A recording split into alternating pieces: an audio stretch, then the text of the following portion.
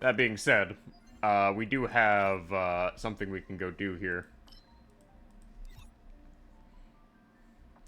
Anomaly Arbitration has gotten its newest update.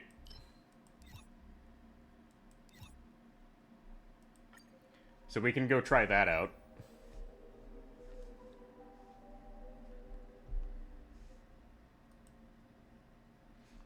So Anomaly Arbitration has got its newest update. We're gonna go ahead and give it a try.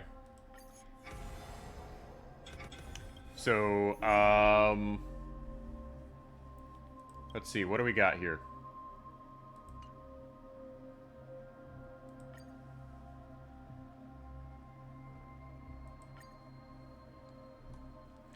So,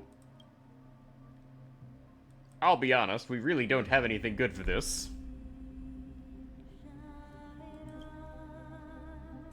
Archer's team. This will be Silverwolf's team. Because, Silverwolf is still the way to go for that. And this will be Saber. So... Saridra, Sparkle, and,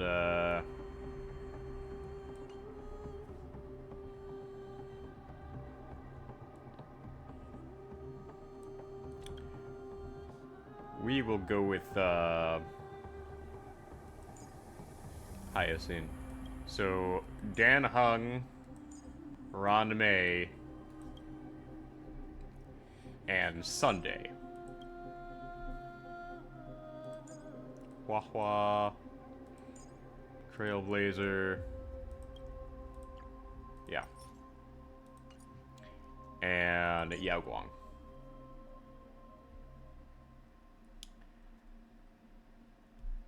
So this is the best we can do at the moment.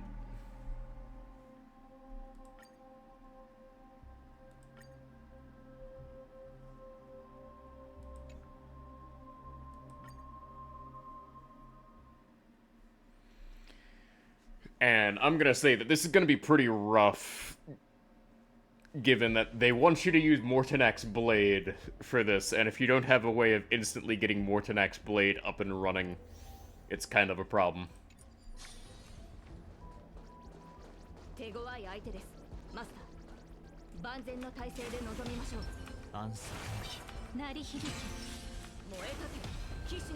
Whoops.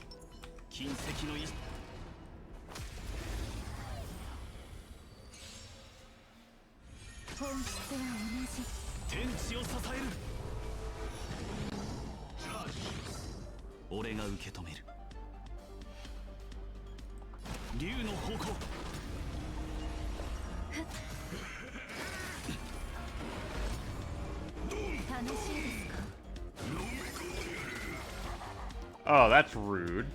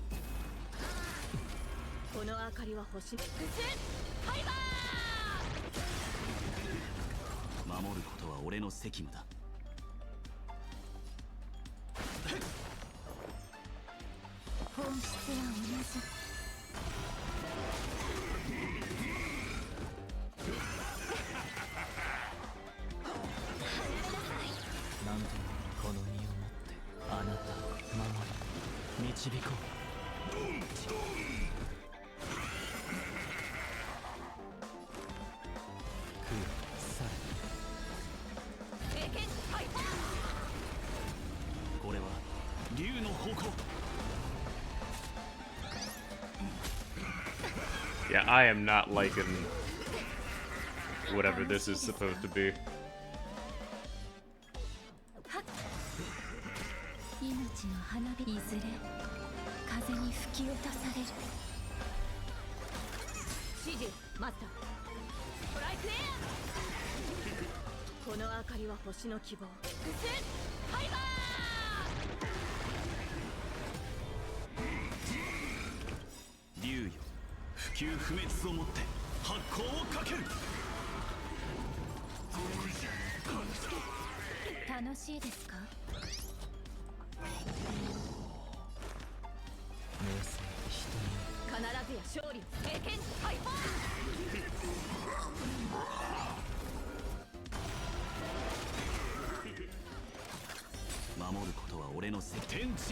Yeah, we ain't 3-star in this for sure.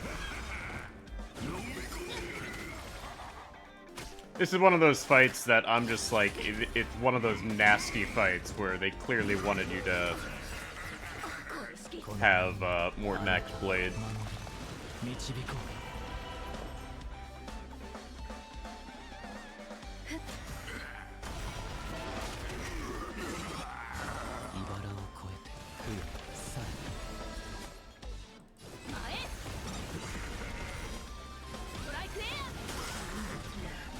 Just based off of how much HP these fuckers have.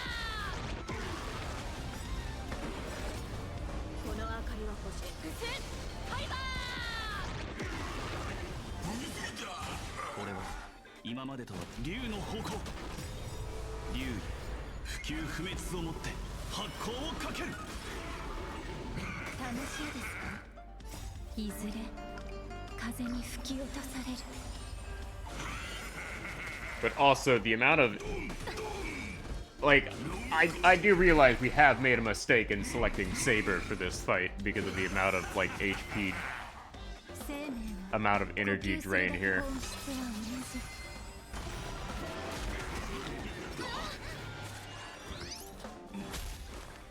Like, I'm honestly thinking, like, the best way we could have gone about this is just basically have a bunch of, like, alt spammers.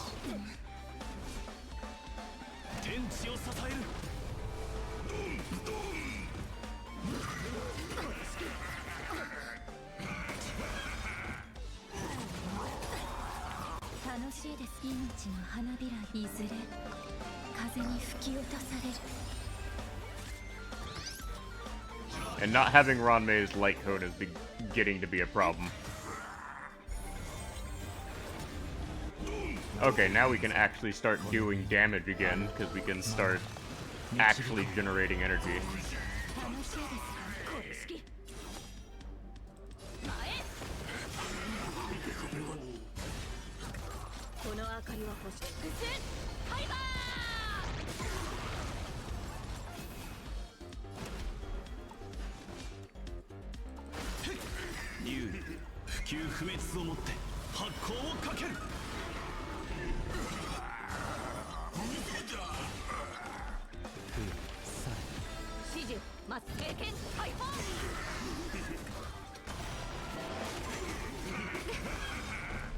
Yeah, I'll be honest, I'm just gonna put this on auto, because this is one fight that I'm just like, we can't really do much here.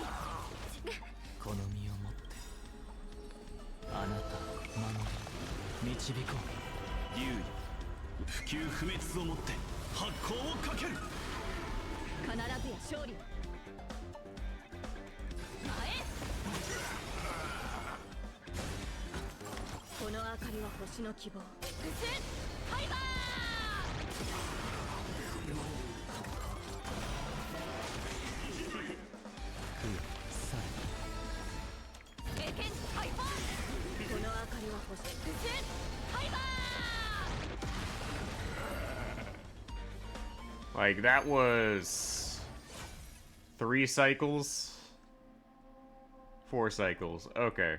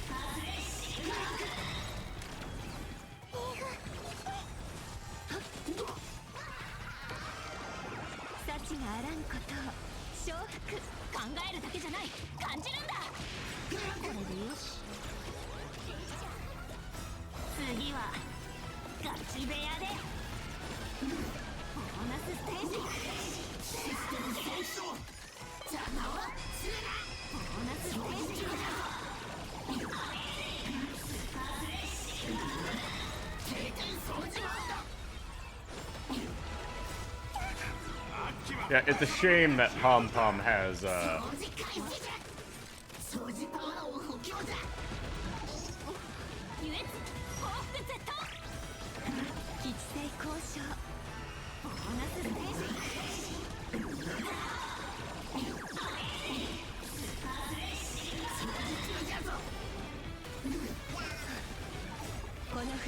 Bunch of built-in defense.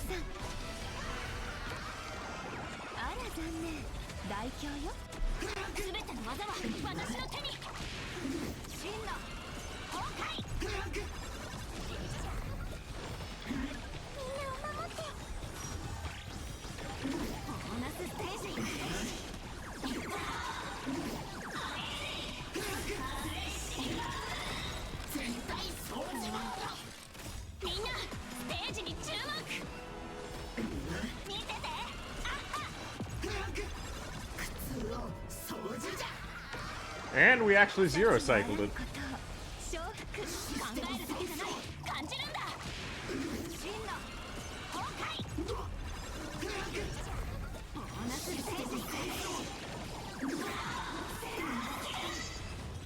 Well, that went better than the run with Saber. But then again, like, the previous chess piece was entirely designed around you using Mortonak's blade, so that's a thing. Yeah, okay, this next run is gonna be Scuffed.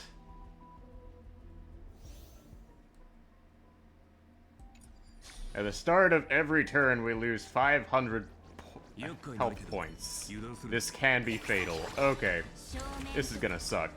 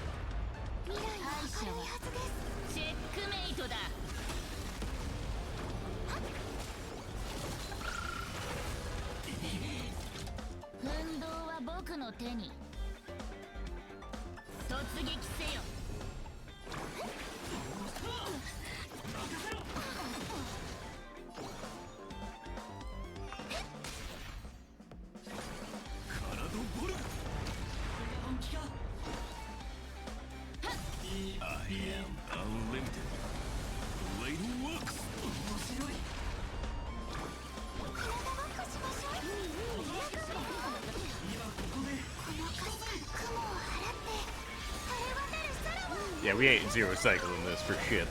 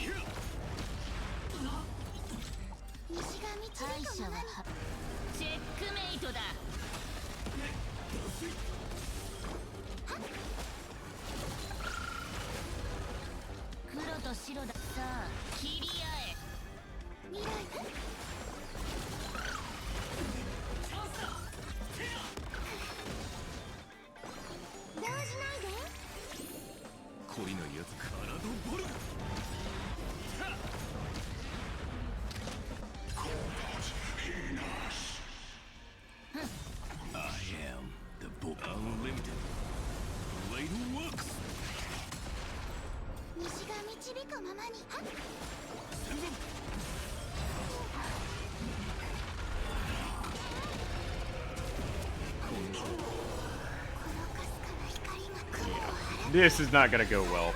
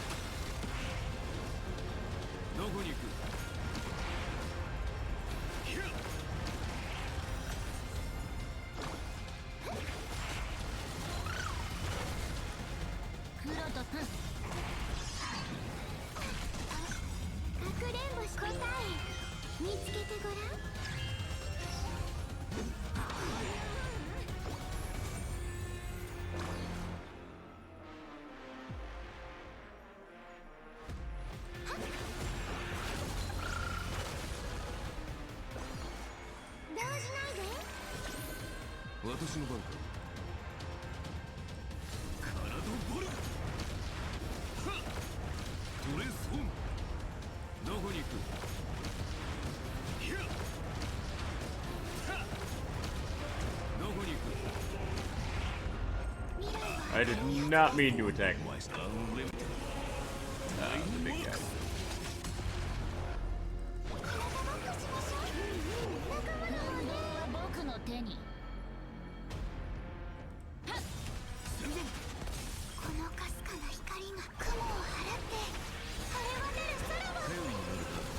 Like, at best, we're gonna end up, like, just barely one-cycling this.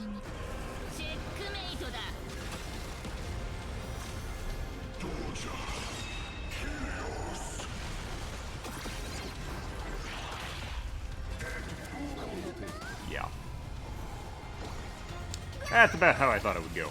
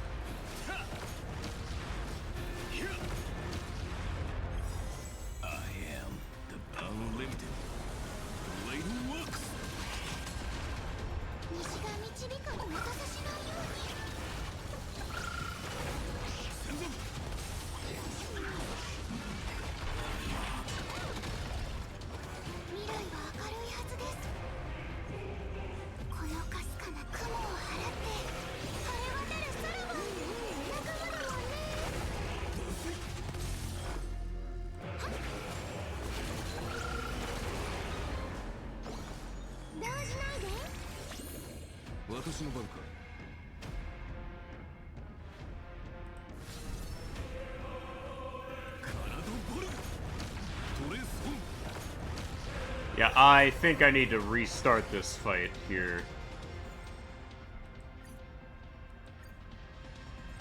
Yeah, okay. So I need to reassess how I go about doing this.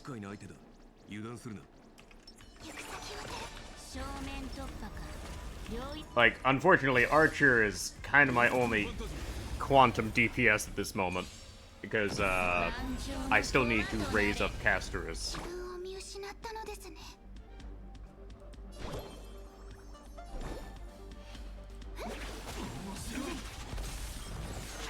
Like, I think we really need to deal with Chunky Boy over here.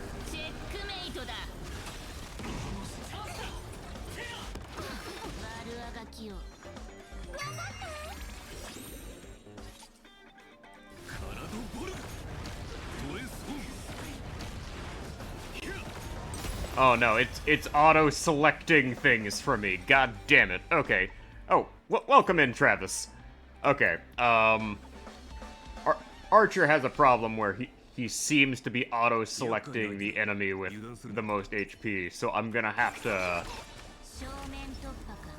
have to basically just manually select everything. It's been a while. I'm trying to clear this with a Scuffed team.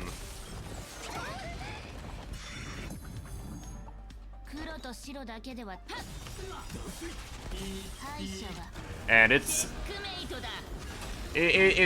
going okay.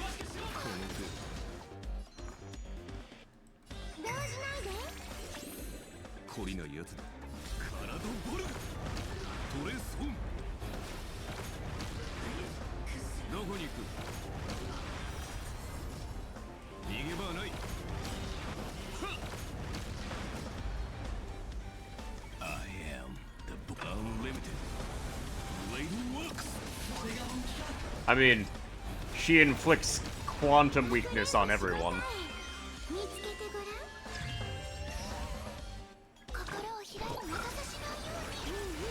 So as it stands, she is still the best.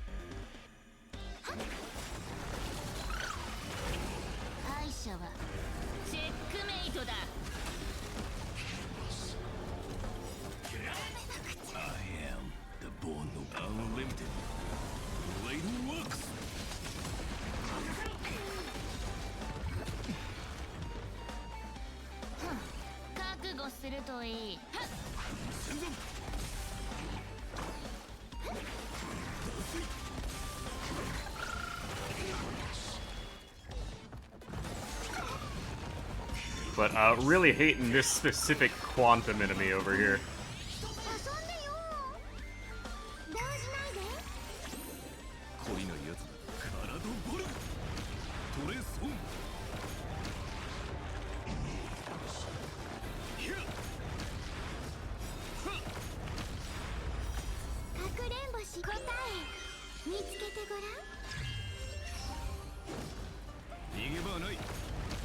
Because this enemy requires you to get off a bunch of attacks.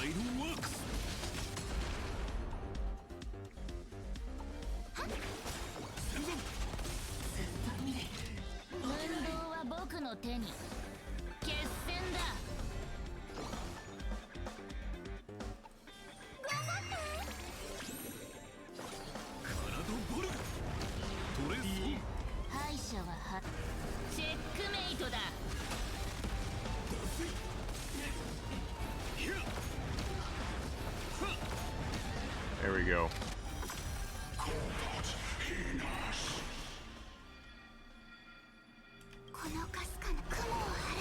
Now this guy is just gonna be a problem.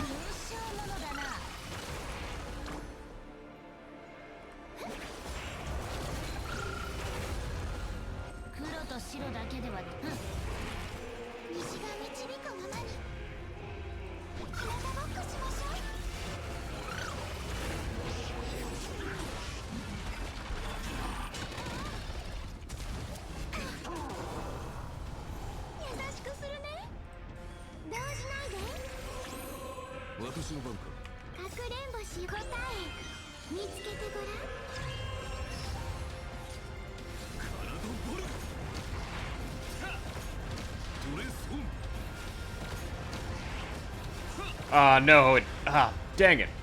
Okay, so there is a bit of a problem I have been encountering.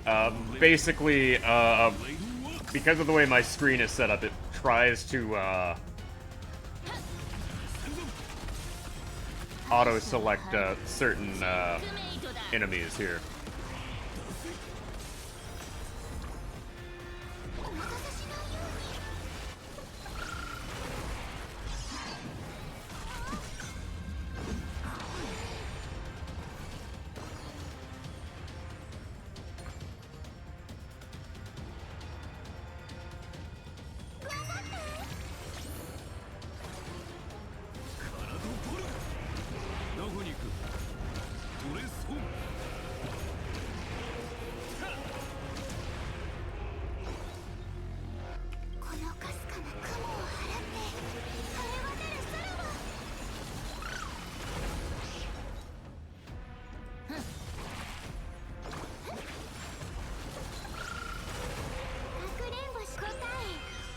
So we basically just gotta keep trying until we win.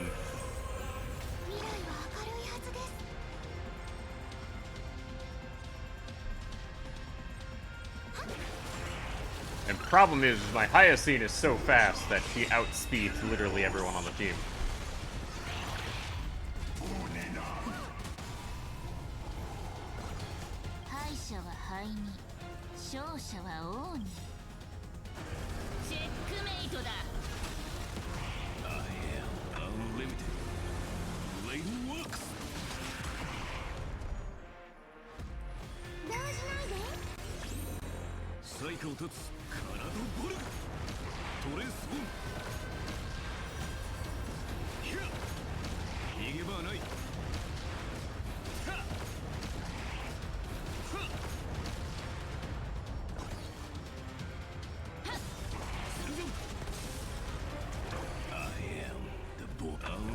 Basically just gotta beat down its first wall.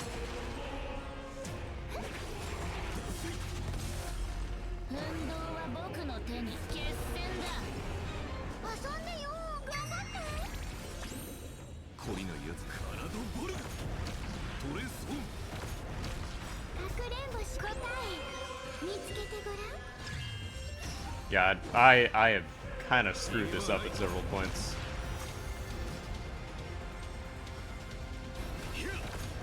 There we go.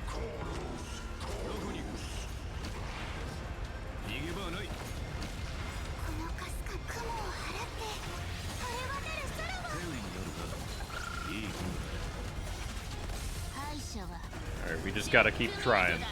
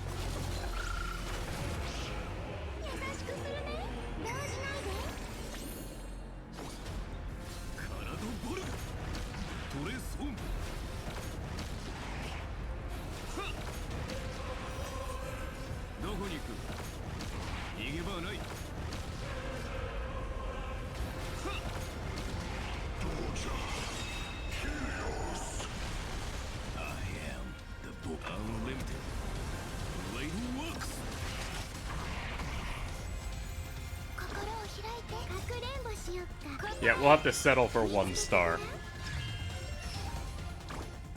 My archer is just not well built enough.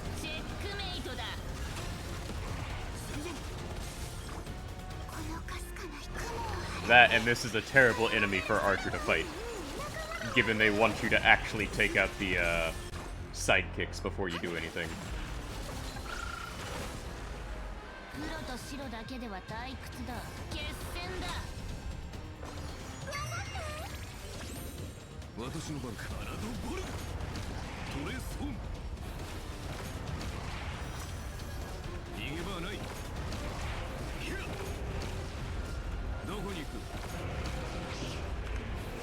Like, if I had more Eidolons and some of these characters didn't take up such a stupidly high amount of action value, this might actually be feasible.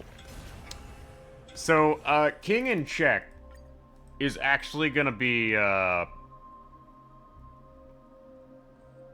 interesting problem. So, the enemies here are all weak to,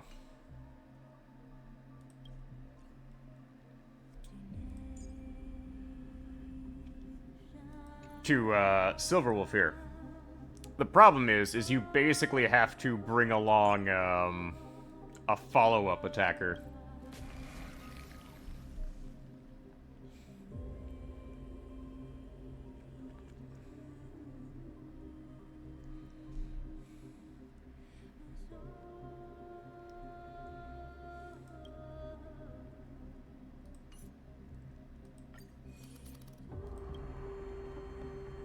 And ideally speaking, you'd be bringing the new Mortanax blade. Problem is I don't have them built yet.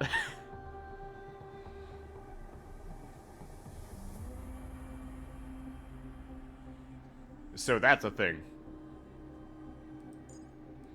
In reality, we're just gonna see if we can just clear this with, my standard elation team.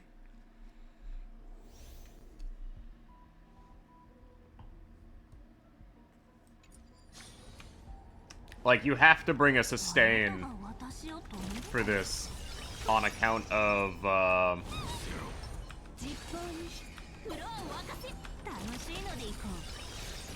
the, enemy, blatantly causing us to take 500 points of damage every turn.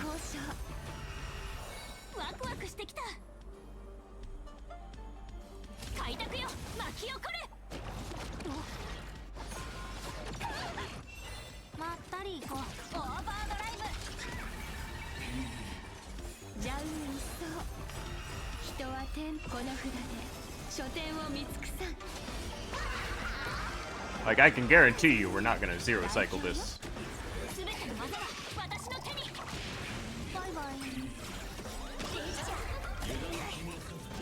And I was unable to tap my one button to quickly shift into Silverwolf's ult. So that sucks for me.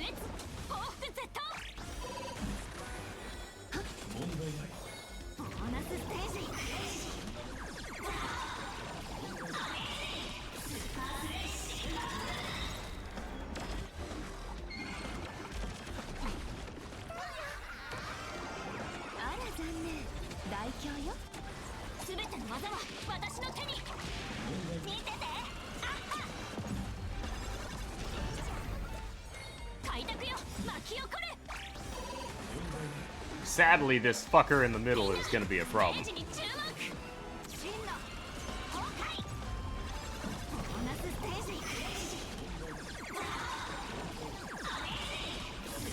Because like many in Forest enemies, it was not well thought out.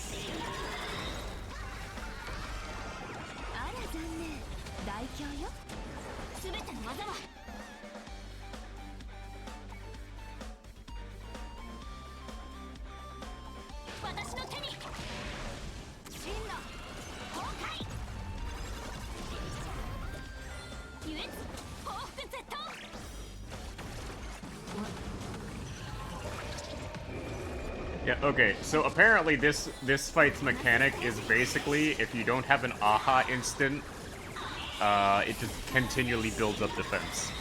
Okay. That's an awful mechanic.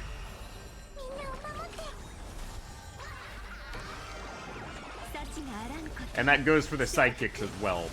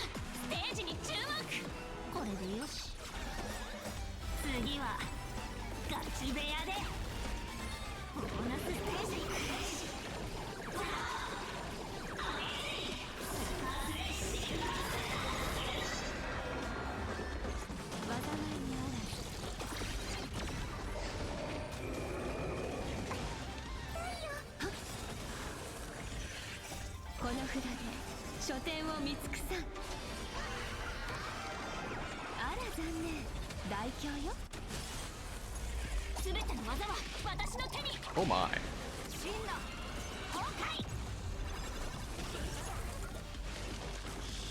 Yeah, I'll be honest. The ideal way to deal with this would just basically be bringing along only follow-up attack units, like Ashville and,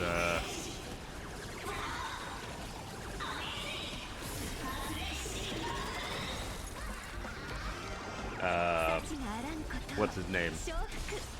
Ashville, Mortonax, Trippy.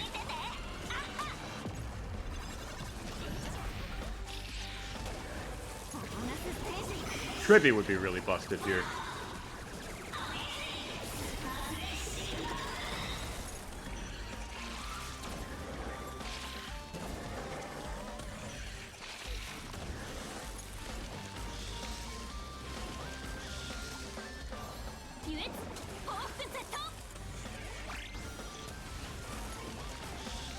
Like, I'm probably gonna have to come back with Mortonax Blade, like, fully up and running.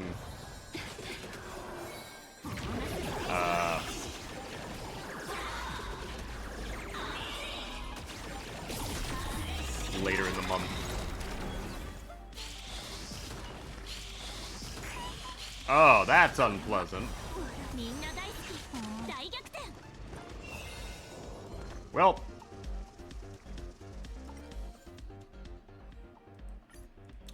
Yeah, okay.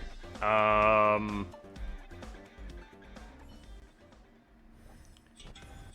think what our problem is gonna be is I can't clear this on account of the fact I need a better,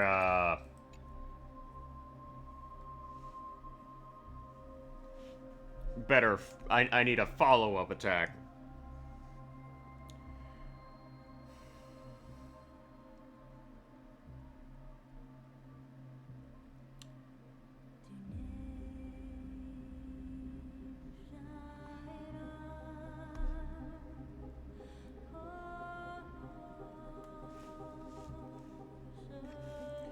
So, of the units that are our follow-up attack, we have Mose,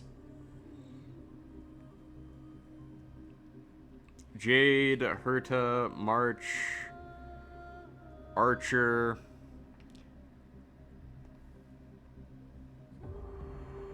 Zue, Clara, Blade, Cypher.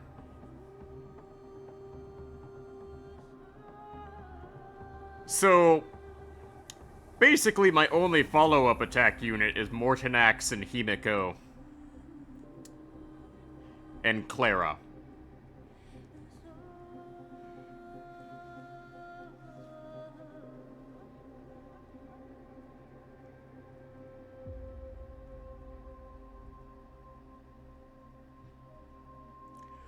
Oh, actually, there is one we can call upon. Dan Hung, get your ass in there.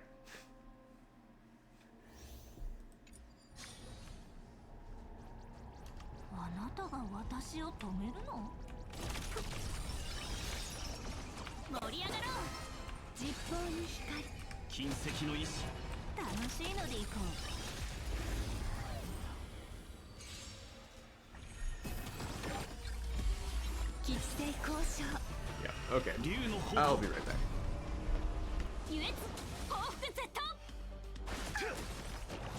問題ない受け切る不朽不滅をもって発光をかける見てて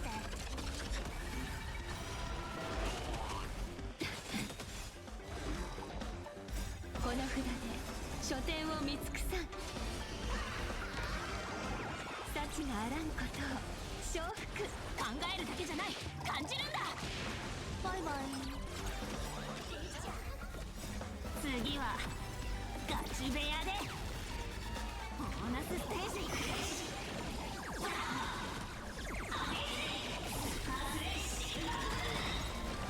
子供騙したねみんなステージに注目真の崩壊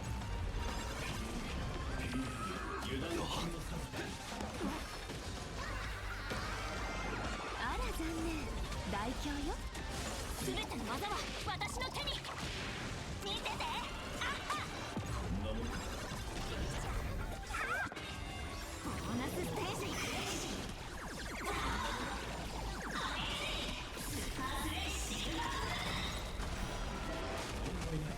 開拓よ巻き起これボーナスステージ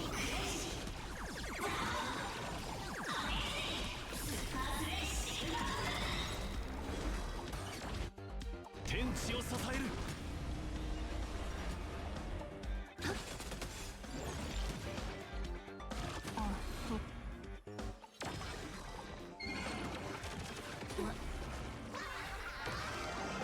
幸があらんことを承服考えるだけじゃない感じるんだ真の崩壊優越報復絶倒不朽不滅をもって発光をかけるボーナスステージボ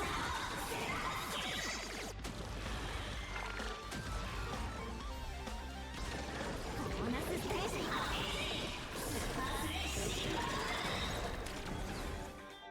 吉星交渉竜の方向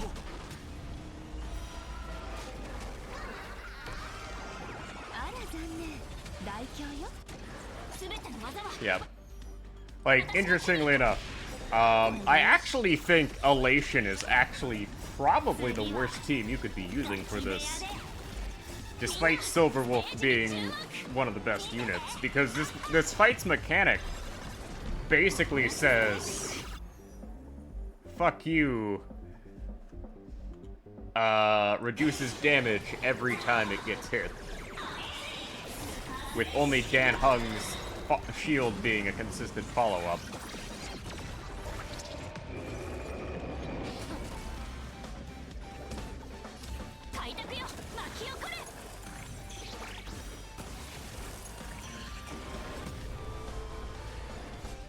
Like, you basically need to spam Dan Hung's ult as much as possible.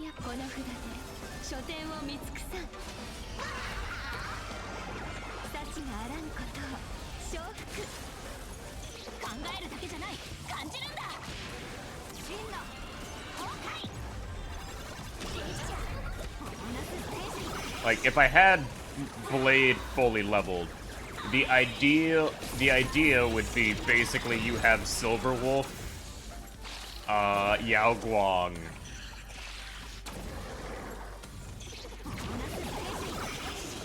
to constantly pop Aha instance, Blade to do follow-up, as well as Dan Hung to do follow-up.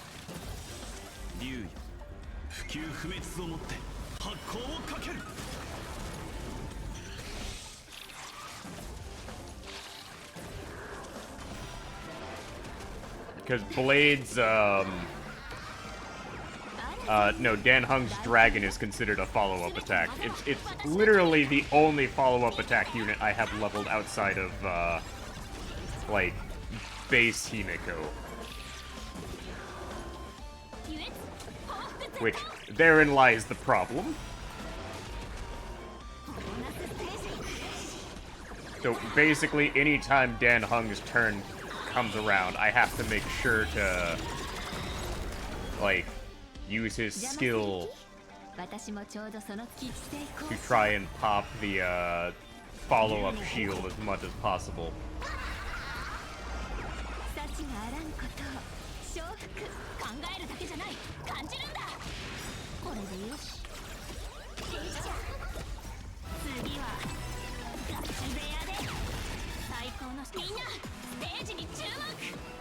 Like, there is an order of operations that does need to be maintained. And now we're on to phase 2. Yeah, switching to Dan Hung over Hua Hua was definitely the right call.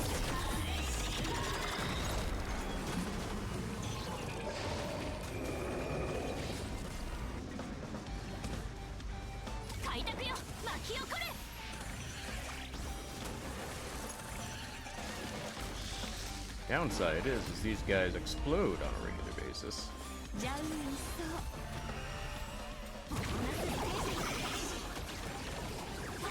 Because you do have to bring a sustain to this fight, and Dan Hung fulfills both the follow-up and sustain needs of the people.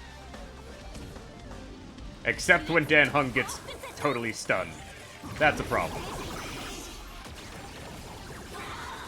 Dan Hung getting stunned there is gonna screw us over.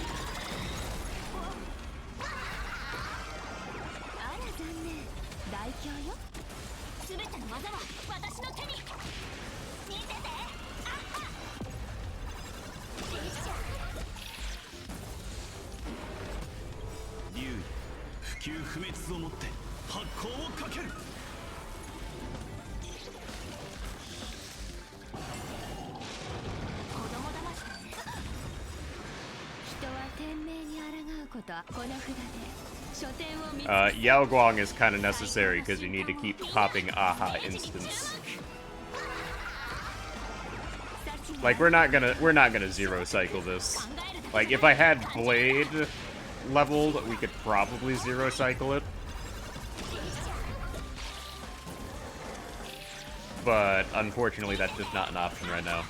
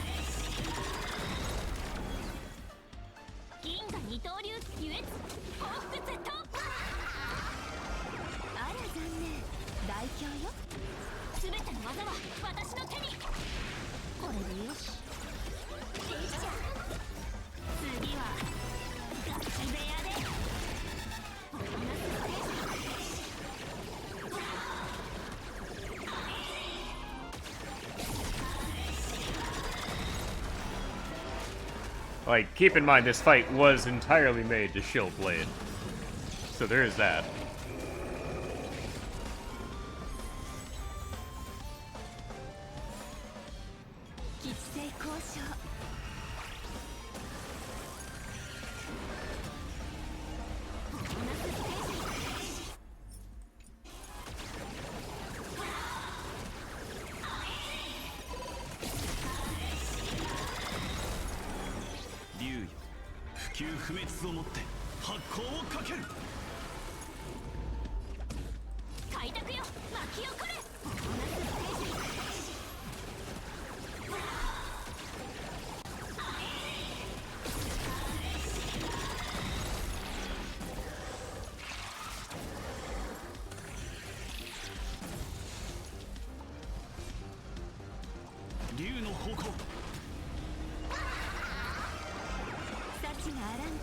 Yeah, maybe a slightly faster Yao Guang and better relics on Yao would actually make a big difference here.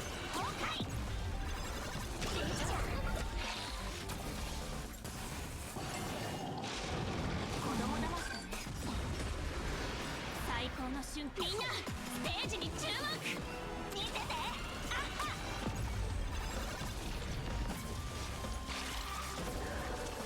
But also, while they have the toughness bar up there, it seems we do like 1% of the damage we should be doing.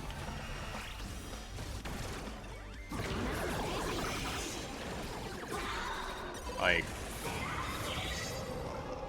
we beat it in technically 3 cycles. Like, I'm just gonna have to accept that, that's what we're gonna be able to do for now. I'll be honest. The issue, for this one is basically they give you 3 options here. There's only one right correct option. And that's technically Electrical Firestorm. What they want you to do is they want you to be using a team of Mortonax, Asheville, Dan Hung, and an amplifier unit.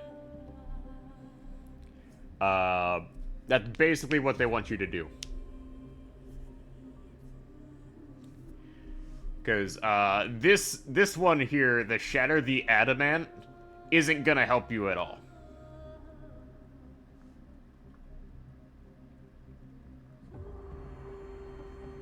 Wait a moment. Hold up. Increases damage each time an ally target defeats an enemy target. Increases damage dealt by this. Give me a moment. I'm gonna run this on auto here, just to see something. Because they say this effect is stackable. If this effect is really stackable, we can run this on auto, and in theory, with every enemy we kill, will just increase the amount of damage we do.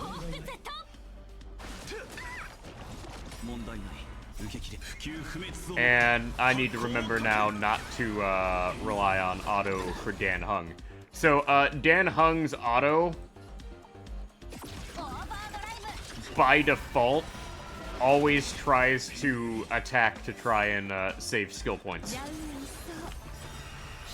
That is a thing.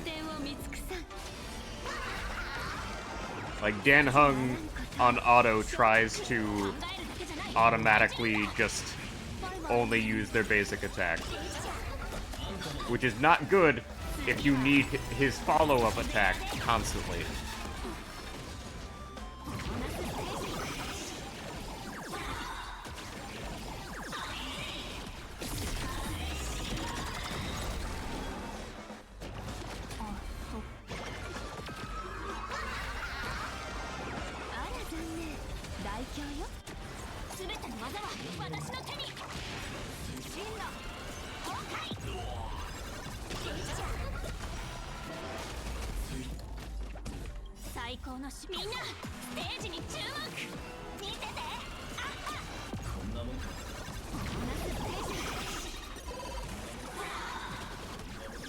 So with every enemy we defeat, we supposedly get more damage. Because according to this here, every time we defeat an enemy target, we get 3% more damage. And because the enemy is a scarab, it will constantly produce enemies every time it gets hit. And since Silverwolf is an AoE unit, we can go with that and see if that gets us more damage.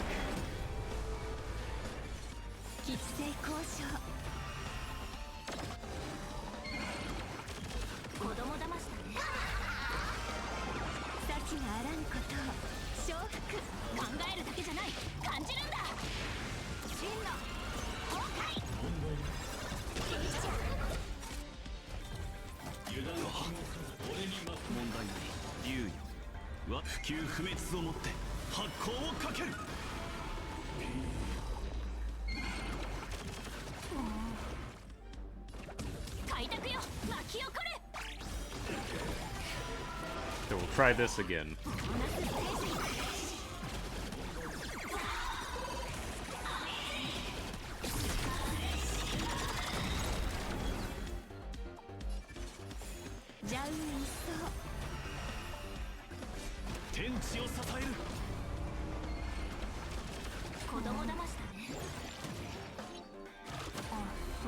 Alright, I need them. I needed them to attack Yao Guang.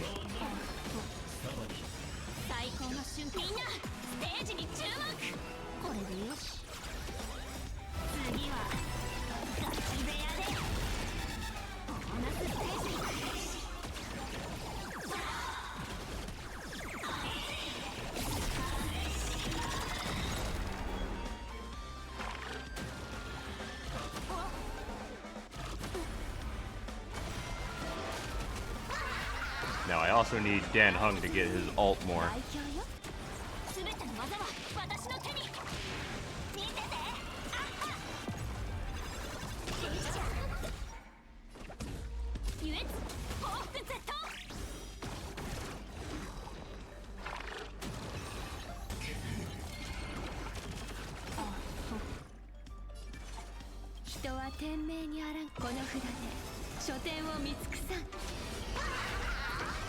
Like, the problem with this first wave, though, is the freaking, sea creature thing there.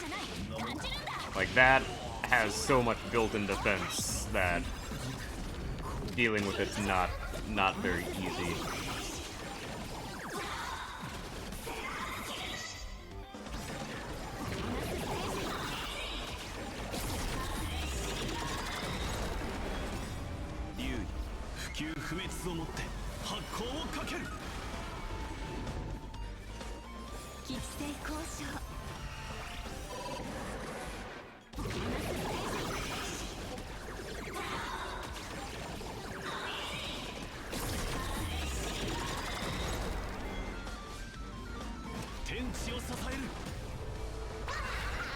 And where are the enemies I'm supposed to be defeating here?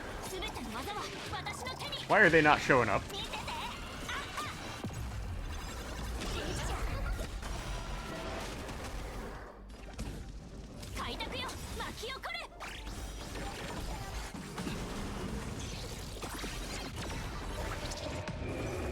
Oh, now they decide to start showing up. Okay.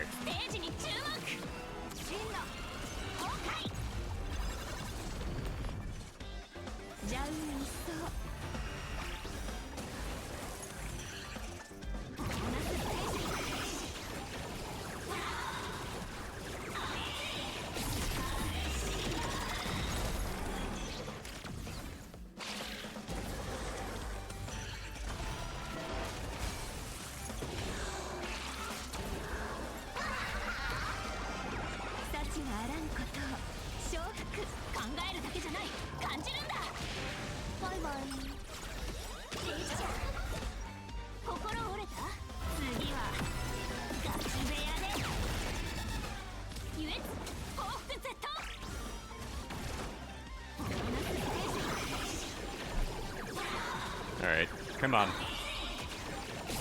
Yes, more enemies, more damage, in theory.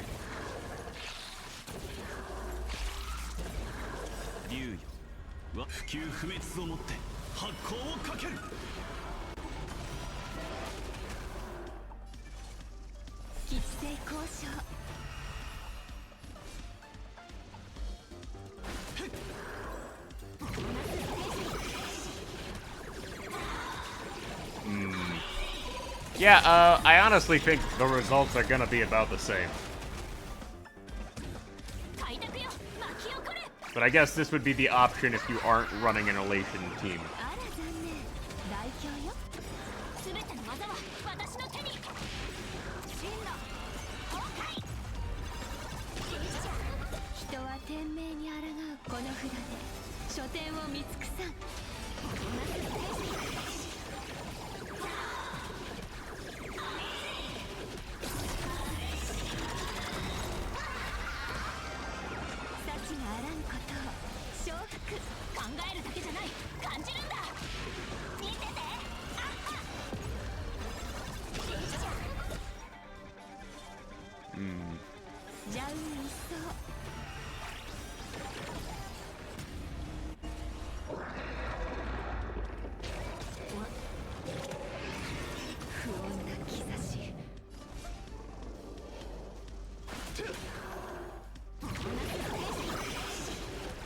And it's not producing as many scarabs as it should be. Like, last time it was producing a whole heck of a lot more. This time around, it's like, where are they? Like, where are the bugs? I was told there would be bugs. I am most displeased by the lack of bugs. In this case.